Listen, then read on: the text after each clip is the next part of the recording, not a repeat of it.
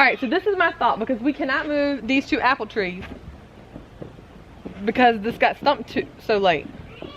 So we can't move them. So since we can't move them, we can't really set up the rest of the boxes because they're going to be off. Right? There's no way for us to be able to measure and keep it accurate, because we want a second row here, and then we want a different row of boxes here, and then the next row for the tomatoes. So I think for this year, so that we can get food in the ground, we should probably just put up some T-posts and put up some cattle panels and plant the tomatoes on the cattle panels. We can put compost and stuff around the bottom. Put the cattle panels out and plant, so at least we have food in the ground. What do you think? Sounds good. All right, well then that's gonna be our plan. Hey everyone, and welcome back to Cram Farms. So today we're getting ready to put some tomatoes in the ground.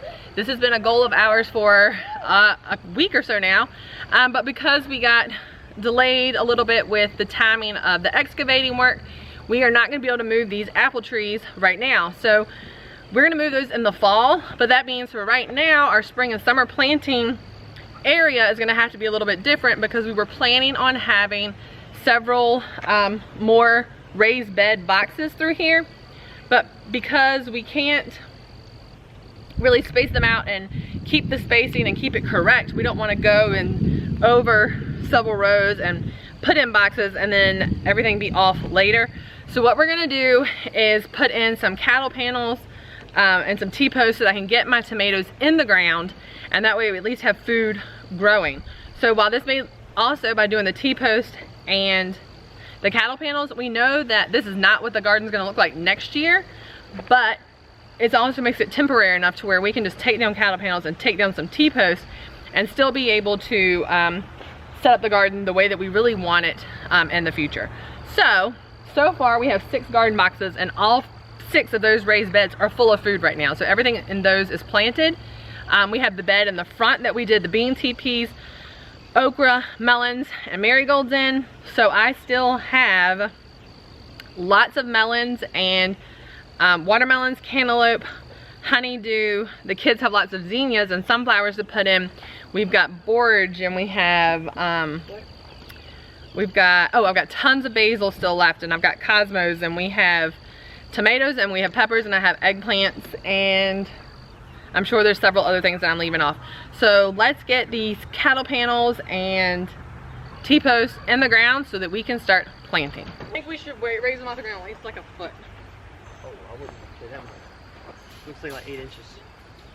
Like a cinder block. All right, you separating them? You got that one? Mm-hmm.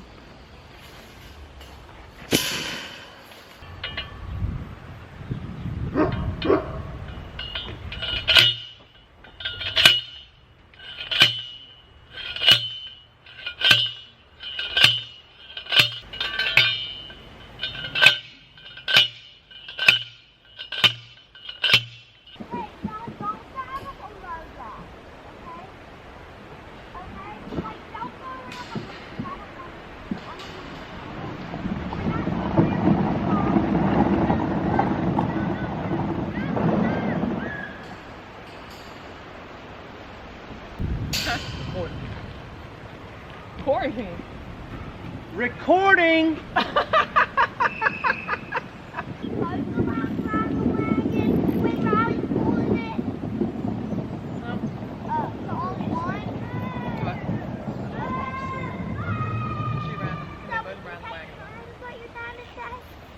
All right, so to start off, we have the cattle panel and the T-post up.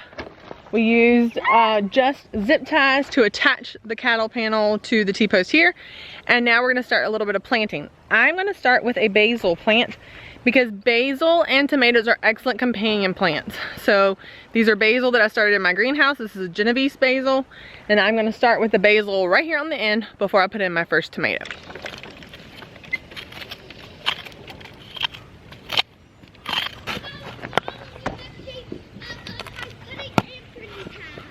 Okay.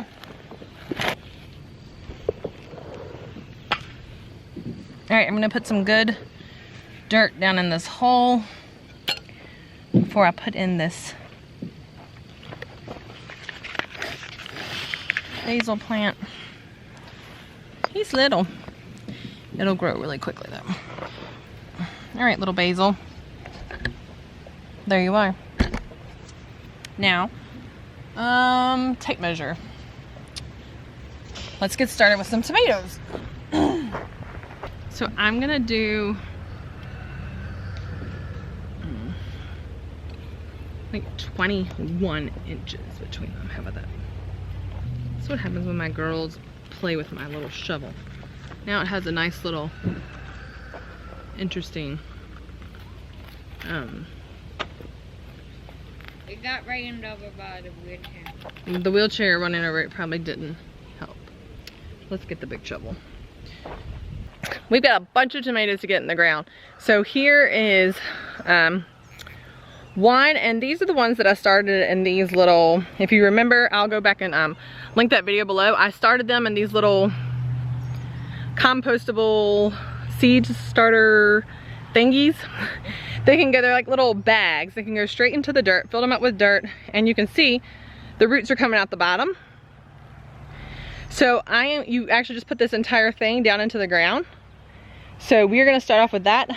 I'm gonna plant this into the ground pretty deep. Like I'm even gonna take these bottom leaves and plant them in the dirt. It'll help it to set out roots that are stronger and just make this a more sturdy plant.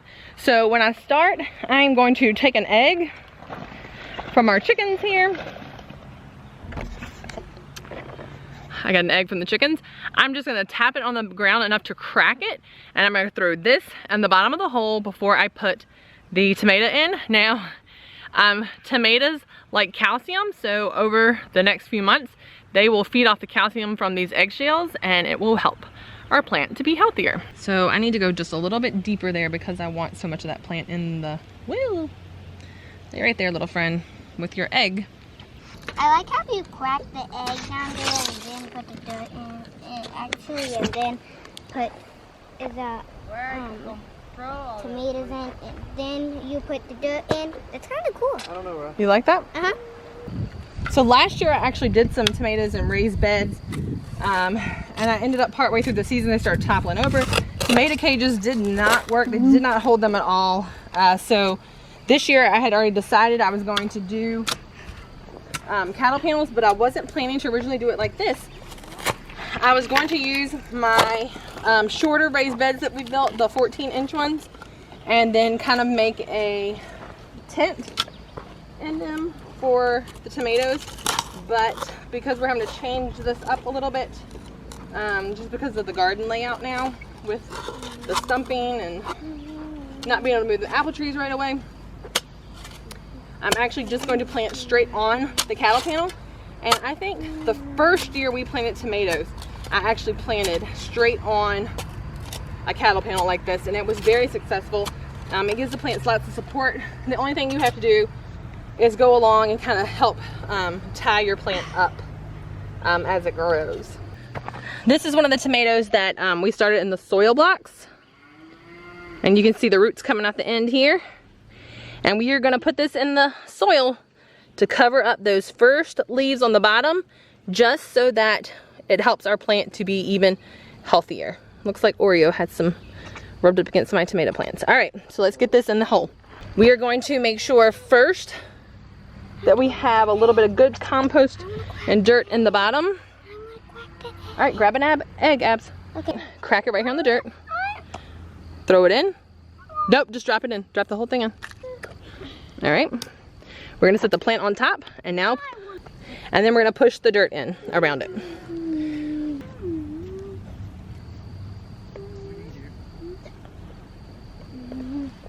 I like your tomatoes. Thanks. You're welcome. You like tomatoes?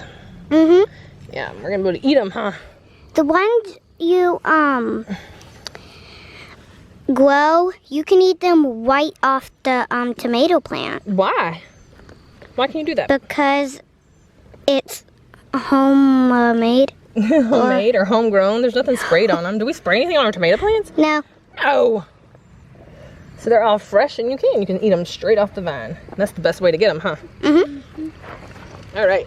Without washing them or anything. All right. You just need to get it water. Yep, it needs some water, and then. And it also needs some sun. That's right. The hose is leaking there, so we'll just let it water it. All right. Like our own personal soaker hose. Let's do our next hole. Just crack it on the dirt there. Drop it in.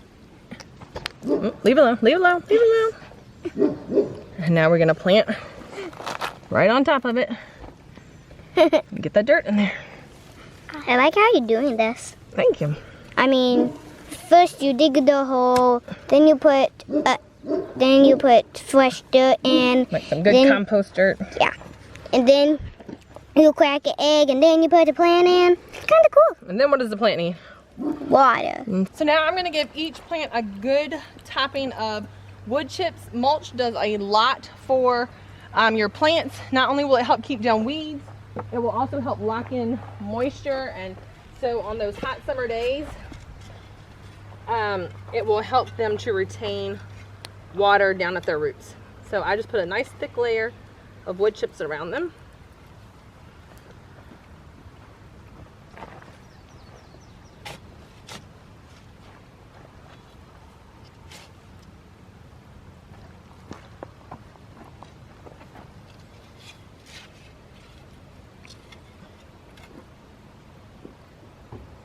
Now, I know these don't touch the panel yet, but as they grow, they're going to, and it's not going to take long for these to start shooting up.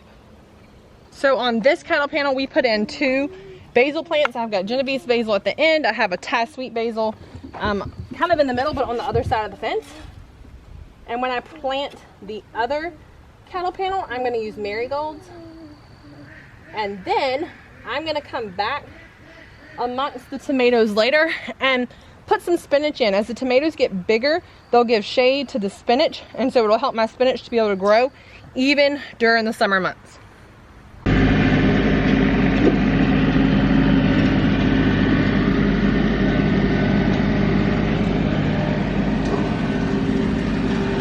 That's all we did tonight with, we got in 8 tomato plants and 2 basil, and if I had to tell you the truth, with companion planting, tomatoes I think are by far the easiest companion plant that you can do. Tomatoes are absolutely perfect with basil or marigolds. You will hear marigolds over and over and over again. Marigolds are excellent for pest deterrents in the garden. But with tomatoes, basil and marigolds just go perfectly. So they're so easy. You don't need many of them at all. On the 16-foot panel, I have a basil at one end, and I put another Thai sweet basil kind of near the middle, and I'll probably put some marigolds around the other end. You can do it any way that you want, but this is one of the easiest companion plants. So if you want something easy that you can try this weekend, take and put a tomato plant in a pot on your deck, put it in the ground, and put a basil near it, and you will have healthy tomatoes to enjoy this summer. So give this video a like. Don't forget to hit the subscribe button, and stay tuned. We have lots more planting videos coming your way. We'll see you next time right here at Cram Farms.